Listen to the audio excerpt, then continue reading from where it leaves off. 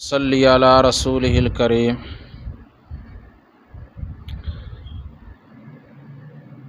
قرآن مجید کی سب سے پہلی سورت سورہ الفاتحہ ہے،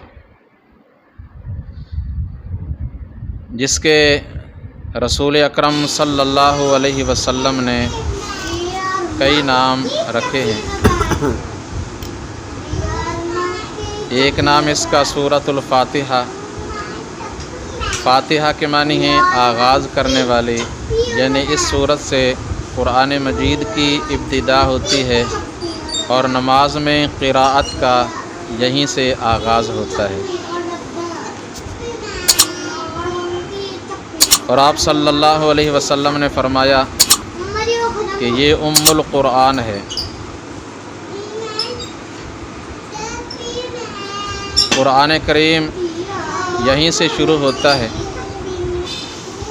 اور قرآن کریم کے اندر جو مفصل مضامین ہیں وہ تقریباً اس کے اندر اجمالاً آ جاتے ہیں۔ آپ صلی اللہ علیہ وسلم نے اپنے ایک صحابی سے فرمایا، کیا میں تجھے ایک ایسی صورت نہ بتاؤں کہ جس جیسی صورت نہ تورات میں ہے، نہ انجیل میں، اور نہ ہی زبور میں۔ آپ صلی اللہ علیہ وسلم نے ان کو یہ سورہ الفاتحہ بتائی اور فرمایا کہ یہی سبع من المثانی ہے اور یہی قرآن عظیم ہے۔ قرآن مجید کی سورہ النحل میں اللہ تعالیٰ نے یہ فرمایا ہے، بلکہ سورہ الحجر میں وَلَقَدْ آتَيْنَاكَ سَبْعًا مِّنَ الْمَثَانِي وَالْقُرْآنَ الْعَظِيمِ۔ اے محبوب صلی اللہ علیہ وسلم، ہم نے آپ کو 7 ایسی آیات عطا کی ہیں جو بار بار دہرائی جاتی ہیں، اور قرآن عظیم ہم نے آپ کو عطا کیا ہے۔ تو سبع مثانی اس سورت کی 7 آیات ہیں جو بار بار نماز کے اندر دہرائی جاتی ہیں۔ اور اسی طرح آپ صلی اللہ علیہ وسلم نے اس کے بارے میں فرمایا کہ یہ سورہ الشفاء بھی ہے، کہ جس میں اللہ تعالیٰ نے بہت سی بیماریوں کی شفا رکھی ہے۔ آپ صلی اللہ علیہ وسلم کے ایک صحابی ابو سعید خدری رضی اللہ تعالی عنہ، جنہوں نے ایک ایسے آدمی کو یہ سورت پڑھ کر دم کیا جسے سانپ نے ڈس لیا تھا، تو جب انہوں نے یہ سورت پڑھ کر اسے دم کیا تو اللہ تعالیٰ نے اسے شفا عطا فرما دی۔ وہ قبیلے کا سردار تھا، انہوں نے ابو سعید اور ان کے ساتھیوں کو 30 بکریاں دیں، لیکن انہوں نے کہا کہ ہم اس وقت تک یہ بکریاں اپنے استعمال میں نہیں لائیں گے جب تک رسول اللہ صلی اللہ علیہ وسلم سے پوچھ نہ لیں۔ تو جب یہ واقعہ آپ صلی اللہ علیہ وسلم کو انہوں نے بتایا تو آپ صلی اللہ علیہ وسلم نے خوش ہوتے ہوئے فرمایا کہ اے ابو سعید، تجھے کیسے معلوم تھا کہ یہ سورت پڑھ کر دم کرنے والی ہے اور اس میں اللہ تعالیٰ نے شفا رکھی ہے؟ تو آپ صلی اللہ علیہ وسلم نے گویا اس کی تائید فرما دی اور فرمایا کہ وہ جو بکریاں تمہیں ملی ہیں ان کے اندر میرا بھی حصہ رکھ لینا۔ اور اسی طرح آپ صلی اللہ علیہ وسلم نے فرمایا کہ یہ سورت اللہ تعالیٰ نے مجھے تحفۃً عطا فرمائی ہے، اور فرمایا کہ یہ سورۃ الصلاۃ ہے،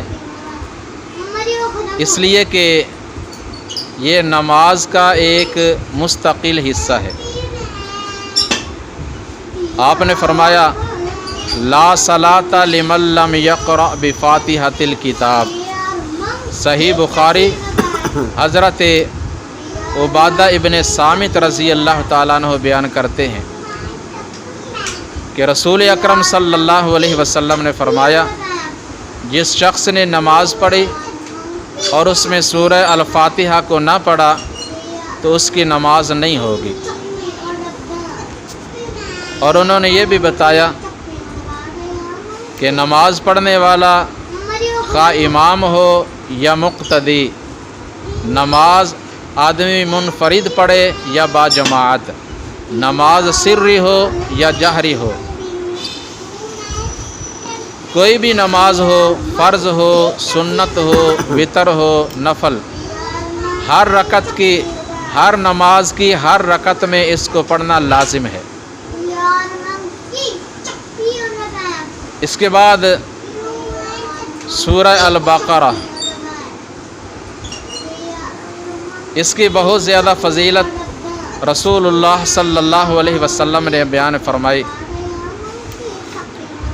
آپ صلی اللہ علیہ وسلم نے فرمایا کہ لوگوں، اپنے گھروں کو قبرستان نہ بناؤ، گھروں میں سورہ البقرہ پڑھا کرو۔ جس گھر میں سورہ البقرہ کو پڑھا جائے اس گھر کے اندر شیطان نہیں ٹھہر سکتا۔ تو آپ صلی اللہ علیہ وسلم نے یہ بات سمجھائی کہ قبرستان کے اندر چونکہ نماز نہیں پڑھی جاتی اور نہ ہی قرآن مجید کی تلاوت، تو جن گھروں کے اندر بھی نماز نہ پڑھی جائے، قرآن کریم کی تلاوت نہ کی جائے، وہ قبرستان کی مانند ہوتے ہیں۔ اس لیے فرض نماز جو ہے مردوں کے لیے لازم ہے کہ وہ فرض نماز مسجد میں آ کر باجماعت ادا کریں، اور باقی سنتیں نوافل گھروں کے اندر ادا کیے جائیں۔ اور خواتین کے لیے یہی افضل ہے کہ وہ اپنے گھروں میں نماز پڑھا کریں، اور گھروں کے اندر کثرت کے ساتھ قرآن کریم کی تلاوت کی جائے، بالخصوص سورہ البقرہ کو کثرت کے ساتھ گھروں میں پڑھا جائے۔ لوگوں کے بہت سے شکوے شکایات ہوتے ہیں کہ ہم پہ کسی نے جادو کر دیا، تعویذ ڈال دیے، ڈر لگتا ہے، خوف آتا ہے۔ تو جب اس صورت کو گھروں کے اندر پڑھا جائے تو یہ سارے جو شکایات ہیں ان کا ازالہ ہو جائے گا۔ اور اسی طرح آپ صلی اللہ علیہ وسلم نے سورہ البقرہ اور سورہ آل عمران، اس سے آگے والی سورت، دونوں کے بارے میں فرمایا کہ قیامت کے دن جب کسی چیز کا بھی سایہ نہیں ہوگا،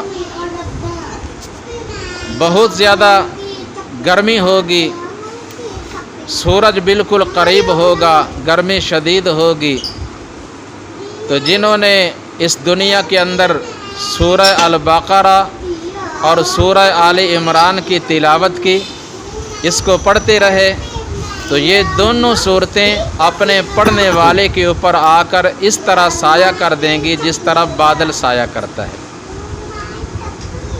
تو اللہ تعالیٰ ان کو قیامت کے دن کی گرمی سے محفوظ فرما لیں گے۔ لہٰذا ہمیں یہ سورہ البقرہ اور سورہ آل عمران، ان دونوں کی اپنے گھروں کے اندر تلاوت کرنی چاہیے، اور اللہ تعالیٰ سے دعا کریں کہ اللہ تعالیٰ ہمیں یہ صورتیں سمجھ کر پڑھنے کی اور ان پہ عمل کرنے کی توفیق عطا فرمائے۔